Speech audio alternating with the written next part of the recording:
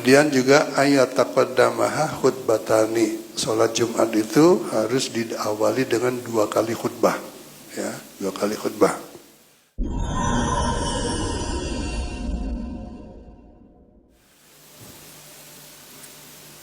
Itu yang ya diantaranya itu ya. Bahkan kalau terjadi imamnya khutbahnya panjang, kemudian waktu sholat kan khutbahnya dahuluan, sholatnya belakangan. Ketika sholat, karena saking panjangnya khutbah, atau mungkin juga sholatnya bacaannya lama, panjang, sampai kehabisan waktu, zuhur sudah habis belum selesai sholat, maka imamnya itu dosa. Karena kenapa dipanjangin gitu loh, dihabiskan waktu tidak untuk sholat gitu. Jadi sini katakan bahwa asimun ya.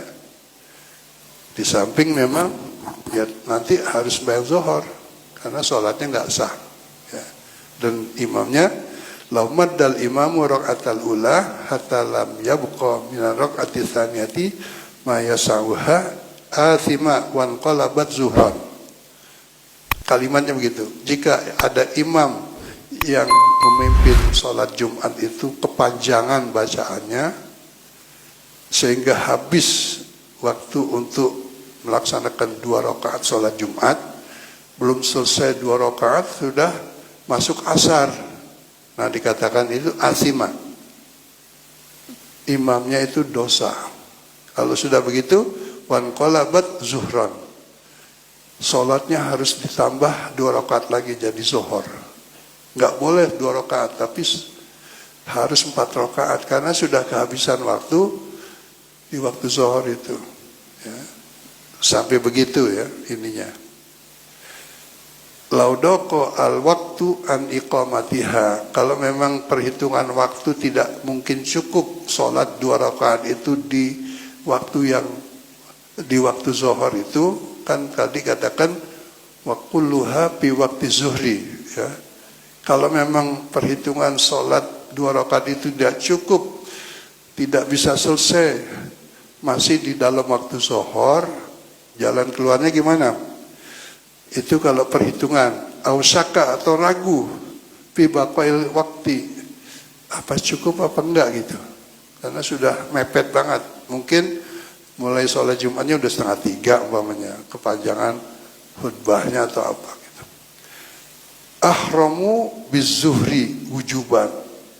Ketika dia ragu cukup enggaknya waktu untuk sholat Jumat, maka dia wajib takbiratul ihramnya itu niatnya niat zuhur. Jadi 4 rakaat. Ya, tapi Indonesia sih nggak mungkin karena biasanya sholat Jumat di awal waktu gitu.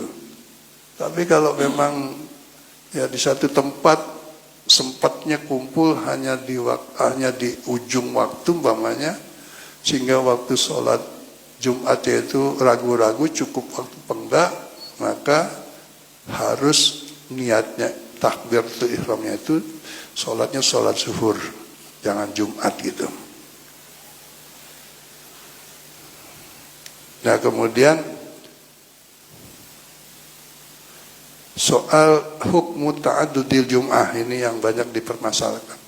Gimana hukumnya dibikin sholat Jumat itu di beberapa tempat? Ya, la yajuzu ta'addudul jum'ah. Menurut Imam Syafi'i tidak boleh. Ya, illa fi thalathi halatin, kecuali jika di dalam 3 keadaan baru boleh gitu. Pertama, idza asura ijtima'uhum fi maudhi'in wahidin bi masyaqqatin azimatin. Jika kalau dikumpulkan satu masjid, satu tempat sholat Jumat itu sangat trouble, sangat sulit karena banyaknya jamaah. Ini pengalaman saya waktu jadi khotib tetap saya di Gedung Patra di Gatus Broto. Itu di masjid lama di bawah yang punya masyarakat dulu nggak dibongkar, tetap masjid. Tapi sudah area Gedung Patra itu dimiliki oleh Pertamina, tapi nggak dibongkar, tetap pakai Jumat. Nah saya khutbahnya di situ karena teman-teman di situ minta saya. Tapi di lantai 25 itu dibikin juga Jumat di satu areal itu, artinya satu gedung itu. Bagaimana? Karena di masjid yang lama itu nggak mungkin ketampung. Orang gedungnya 25 tingkat lebih, pegawainya banyak, puluhan ribu ya, ribuan lah gitu. Akhirnya dibikin Jumat 2 tempat. Nah ini dikatakan boleh idza asura ijtima'hum, kalau memang mengalami kesulitan untuk disatuin. Yang kedua, wa inda khaufil fitnah bainal fi'atain, kalau memang ada dua kelompok yang berbeda, dia pakai azan sekali, yang satu pakai azan dua, daripada sama-sama ngotot, ya udah masing-masing aja gitu. Kalau ada pendapat yang seperti itu. Yang ketiga, wa idza ba'udat atraful baladi bihaitsu la yusma'u an-nida, boleh dibikin Jumat, syaratnya harus tidak kedengeran suara azan dari satu masjid ke masjid yang berikutnya. Itu suara azan yang tanpa speaker, dan juga dalam kondisi sunyi, tidak ada angin ribut, tidak ada suara-suara bising. Kalau orang azan masih kedengeran, maka tidak boleh bikin Jumat lagi kecuali satu tempat aja. Tapi kalau sudah nggak kedengeran, ya silakan aja gitu. Apalagi tadi sudah sangat padat dan sebagainya, atau kesulitan dan sebagainya. Itu kalau dalam satu kampung gitu istilahnya. Kalau dalam satu lingkungan. Nah, ada mengatakan kalau memang sudah berbeda kampung, berbeda pimpinan, itu boleh-boleh aja. Nah, enaknya kita ini kalau memang sudah menguasai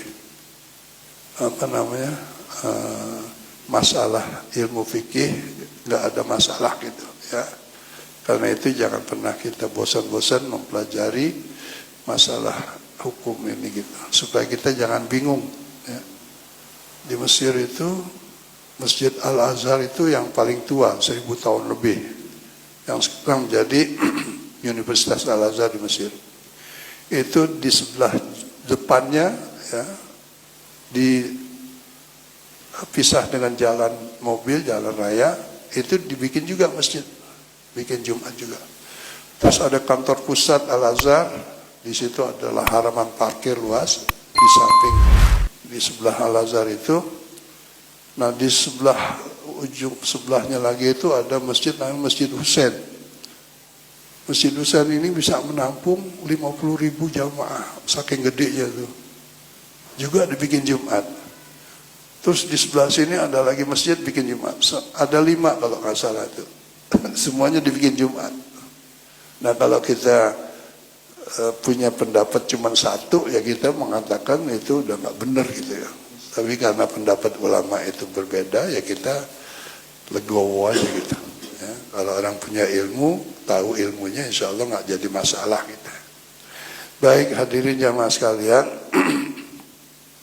nanti akan kita bahas lagi bersama-sama, yaitu arkanu khutbatil jum'ah, rukun-rukun khutbah dan syarat-syaratnya. Tentunya yang kita jadikan pedoman adalah mazhab Syafi'i ya, tapi tidak lepas mungkin ada pendapat yang berbeda, nanti kita jelasin ya. Mudah-mudahan pada giliran nanti kita bisa hadir kembali insyaallah. Diniatin aja ya supaya kita tetap dapat pahala ngaji ya.